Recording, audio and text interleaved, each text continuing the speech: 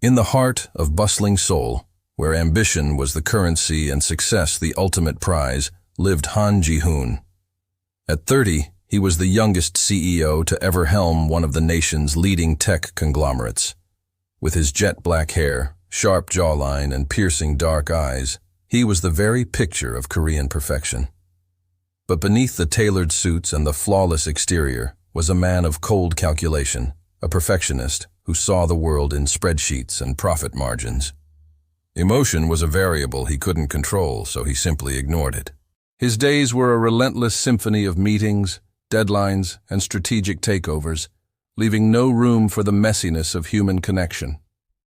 The only warmth he felt came from the steam of his morning Americano, black, just like his view of the world. Far from the sterile glass towers of Gangnam, in a quaint, sun-drenched alley, was a small flower shop named Serendipity Blooms. This was the world of Kim Soo-min. At 25, she was a stark contrast to Ji-hoon. Petite, with long, wavy brown hair that framed a face with soft, kind eyes, and a gentle smile, she radiated a warmth that seemed to coax even the shyest buds into bloom. Her hands, though often smudged with soil, moved with a delicate grace, arranging bouquets that were not just collections of flowers, but stories of joy, sympathy, and love. Her life was simple, measured not by stock prices, but by the changing of the seasons and the happiness she brought to her customers. She found richness in the scent of fresh peonies and beauty in the vibrant hues of a sunset. Their worlds, universes apart, were destined to collide on a dreary Tuesday afternoon. Ji-hoon's secretary, in a moment of panic, had forgotten to order the floral arrangements for a crucial investor's banquet. Every high-end florist in the city was booked. A desperate online search led her to a tiny, unassuming shop with stellar reviews. Serendipity Blooms. Annoyed by the incompetence, Ji-hoon decided to handle it himself, a rare and unwelcome deviation from his schedule. He stormed into the shop, his expensive leather shoes clicking impatiently on the stone floor, his presence immediately sucking the warmth out of the air. "I need 20 centerpieces. Modern, minimalist, white orchids only. They need to be at the Grand Seoul Hotel in 3 hours," he commanded, not even bothering to look up from his phone. Soo-min, who was carefully trimming a rose, looked up, her gentle smile faltering slightly at his abrasive tone. She saw a man wound tighter than a clock spring, radiating an aura of frosty impatience. Most would have been intimidated, but Soo-min saw past the expensive suit to the deep-seated exhaustion in his eyes. "Good afternoon," she said, her voice as soft as a pedal. "White orchids are beautiful. But for a banquet, a touch of color might add more warmth, don't you think? Perhaps some soft blush lisianthus to complement the orchids. It would make the arrangements feel more welcoming." Ji-hoon finally looked at her, his dark eyes narrowing. No one questioned his decisions. "I said white orchids. Is that a problem?" His voice was laced with ice. Soo-min simply smiled again, a genuine, unbothered smile. "No problem at all. But my job is to create beauty and joy. And sometimes, a little unexpected warmth is what people need most." Her quiet confidence was disarming. For the first time in a long time, Han Ji-hoon was at a loss for words.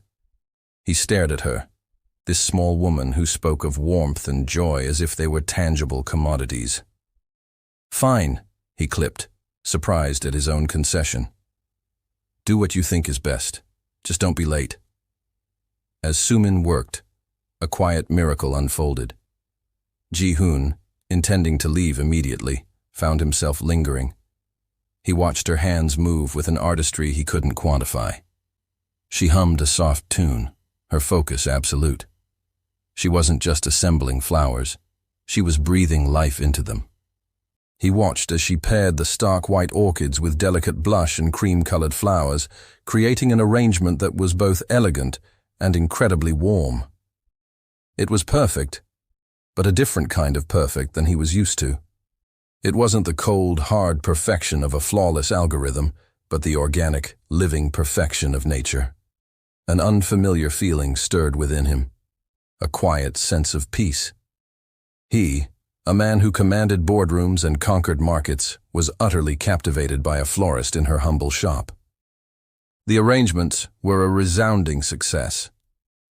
The investors, typically stoic and serious, commented on the unexpectedly pleasant atmosphere. Ji-hoon's notoriously difficult client even smiled, remarking that the flowers made the cold banquet hall feel like a spring garden. Ji-hoon found himself thinking not of the successful deal he'd closed, but of Soo-min's smile and her quiet insistence on adding warmth. The next day, he found an excuse to drive past her shop. Then the day after that. Finally, on Friday, he walked in, his heart beating in a regular rhythm that defied all logic. "My office needs a plant," he said, the words feeling foreign in his mouth. Soo-min looked up from her ledger, her eyes sparkling with amusement. "An office plant? Of course. What kind of light do you have?" This began a new, unspoken routine. Ji-hoon would find flimsy excuses to visit serendipity blooms.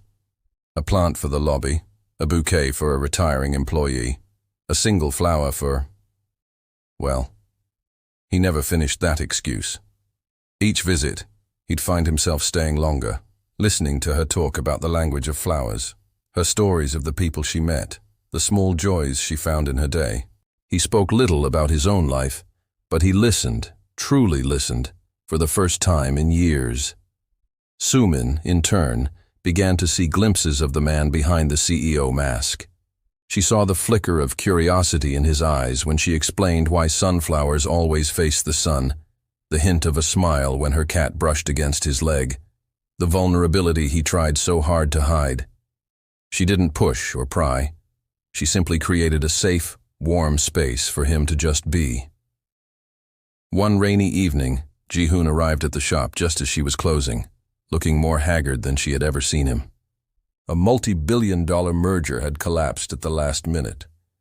He didn't say a word, but his posture screamed defeat. Soo-min quietly brewed him a cup of barley tea. They sat in silence for a long time, the only sounds being the rain against the window pane and the ticking of the old wall clock. "I failed," he finally whispered, the words heavy with a shame he had never before admitted to anyone, least of all himself. Soo-min placed a hand gently on his arm. "You're a person, Ji-hoon, not a machine. Sometimes things don't go as planned. It doesn't mean you're a failure. It just means it's time to rest and try again when the sun comes out." Her simple, profound acceptance was like a balm on a wound he didn't even know he had. In that quiet, flower-scented space, surrounded by the gentle calm of Soo-min, the formidable CEO Han Ji-hoon allowed himself to be vulnerable. He began to change in small, almost imperceptible ways. He started leaving the office before midnight. He noticed the cherry blossoms on his drive to work. He even bought a ridiculous, colorful tie that his secretary stared at in disbelief. He was learning from Soo-min that there was a world outside his spreadsheets, a world full of color, scent, and imperfect beauty.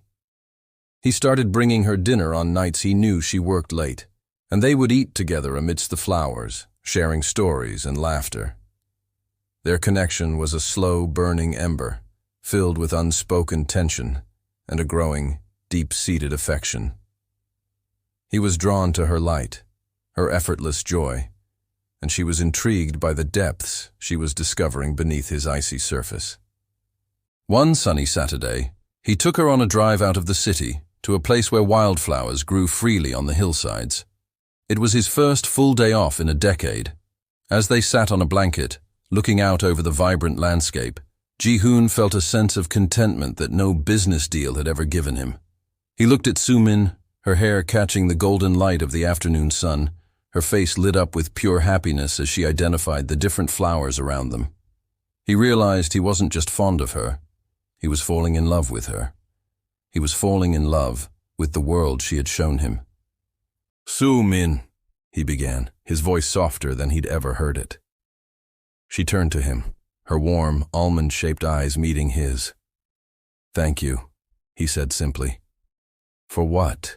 She asked, her head tilted in curiosity. He reached out, his fingers gently brushing a stray petal from her hair. For the warmth. In that moment, surrounded by the untamed beauty of nature, the cold, calculating CEO and the warm, gentle florist found their own serendipity, a love story just beginning to bloom, more beautiful and perfect than any single flower. Thank you so much for watching. We hope this story brought a little warmth to your day. If you enjoyed it, please don't forget to like, share, and subscribe for more stories like this. We'll see you in the next video.